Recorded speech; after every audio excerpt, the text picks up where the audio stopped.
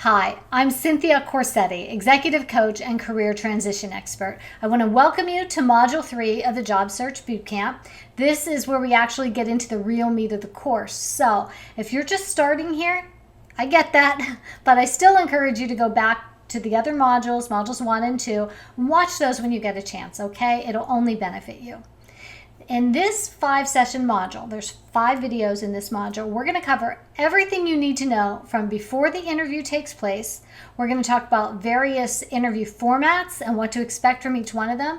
I'm going to give you some pro tips and step-by-step guidance on exactly how to answer any type of interview question, and I'll help you avoid common mistakes. So let's get started on this video with what you should know before the interview. And as always, if you find value in what I'm offering here, I invite you to subscribe to the channel and follow me on LinkedIn and Instagram. Ready? Let's go.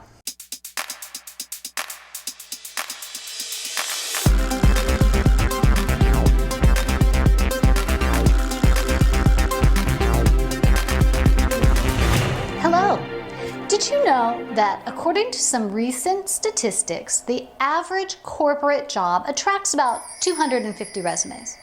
From that stack, 5 to 7 people are going to be called in for an interview, and only 1 is going to be offered a job.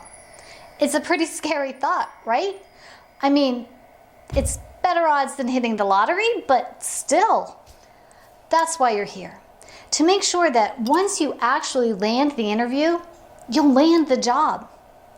Welcome to the interview training portion of Bootcamp. Today, we're going to cover 2 important topics. 1, what should you know before the interview? And 2, the value of your public profile on and offline.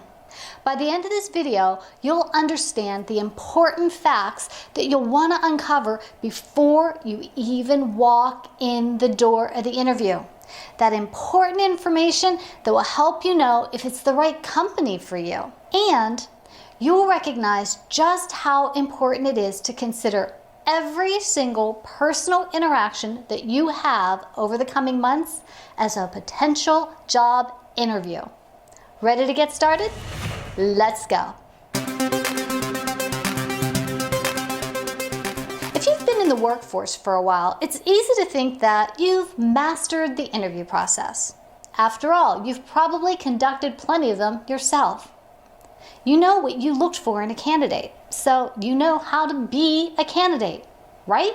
But I'm going to invite you to take a step back and ask yourself, what can I learn? What can I do to make myself better? Because that's what will set you apart. With that said, let's jump right into our first topic. What you should know before the interview. We all know that we should do research before an interview, right? Visit the company website. Have an idea of their vision and their mission. I mean, it's always good to do your homework. It's common sense to check out the financial stability of the company and possibly the bios of the key players. All of this is important, and it's great for showing the employer that you took time to learn about them. And I strongly encourage you to do this basic research. However, you're making a move, and it's a big deal. So your research has to go deeper than that. It can't simply end with a surface glance at their website. Consider this. Fast Company and Inc.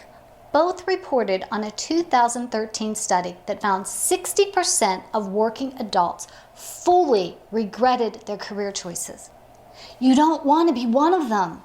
This is about more than just a job. This may be where you spend the next decade of your life. So when you research, let's dig deep.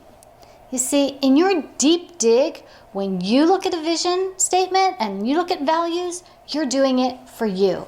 When you explore the mission and values of an organization, you'll want to ask yourself, does this company's vision and value statement align with my core values?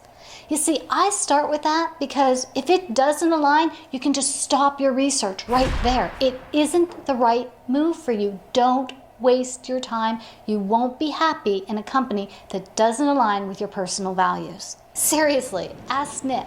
a client of mine who, of course, chose to ignore that advice. Nick told me flat out that the company that he was interviewing with did things that he believed were bad for the environment. Nick's a huge environmentalist. He lobbies Congress regularly to encourage stronger laws and can often be seen at demonstrations supporting the environmental issues. I suggested strongly that Nick not go to the interview. In fact, I said, "Nick, you're crazy." But somehow he had it in his head that if he got the job, he'd be able to change the direction of the company, which was really admirable. And as much as I thought he was crazy, which I did, I really did admire his heartfelt goal. Nick went on the interview and he landed the job. And not that I would ever say I told you so, but within 6 months, Nick realized he couldn't influence their direction and he was miserable working for them. Save yourself that aggravation. Know your core values and, more importantly, commit to honoring them in your job search. There are some other less obvious things that will help you learn about a company too. Additional research that you can do to determine if it's a good fit for you. I kind of think of it as a stealth research. It's outside the company website where all the secrets are hidden. Consider checking out the LinkedIn, Facebook, and Twitter feeds of key employees. You learn a lot about people looking at their out-of-work content. Do you notice posts that seem negative, aggressive, or against your own personal beliefs? Or do the people that work there seem to have positive outlooks and underlying happiness and a zest for life? Remember, you're going to be spending a lot of time with these people if you get this job, so knowing a little bit about them before the interview can be enlightening. If you check out 5 or 6 employees at different levels and they all seem negative in their personal post, it begs the question, is that negativity following them to work? Or worse yet, is it caused by their work? Obviously, you won't have a definitive answer with this type of research, but it's a really good glimpse. And I know I'm not asking you to stalk people. I'm asking you to do a quick scan of their public profiles. They're clearly making statements in a public forum. Use it to your advantage. And you might also consider researching clients of the company. What types of companies choose to do business here? If all the clients of this organization seem to be second-rate, you'll have to ask yourself why. See if you can find out if there's a particular type of company that seems to be their ideal client. And does that type fit with who you might like to be interacting with on a regular basis? After all, you're going to end up having as much interaction with those external clients as you do with the internal employees of the organization. Plus, the types of clients will give you a glimpse into the types of projects and jobs that you'll be assigned. Considering all of this in advance can keep you from accepting the wrong offer. And with all of this talk about research, let me ask you a question. What's the company going to see if they do a little research on you? And that question is a perfect segue into the next part of this training. The value of your public profile on and offline. Personal interactions, both online and off, matter a little more during a job search. Let me explain. I had a friend who once had an important interview happening on a Wednesday. On the Saturday before her interview, she was at her daughter's t-ball game. During the game, a parent of one of the opposing team's players made a comment that my friend's daughter should be replaced. So my friend went ballistic on this parent. Her mama bear instinct came out in full force, and she yelled at this woman in front of everyone. Whether this woman's comment was wrong or not isn't important. My friend's response definitely qualified as wrong. And when she showed up at that interview on Wednesday, it was this very parent who was sitting across the table from her conducting the interview. The takeaway? When you're in a job search, and even when you're not for that matter, remember that how you behave in public and what you post on social media is a snapshot into who you are. So decide who you want to be before you respond. and before you post. Because while you're researching the company before the interview, chances are they too are researching you.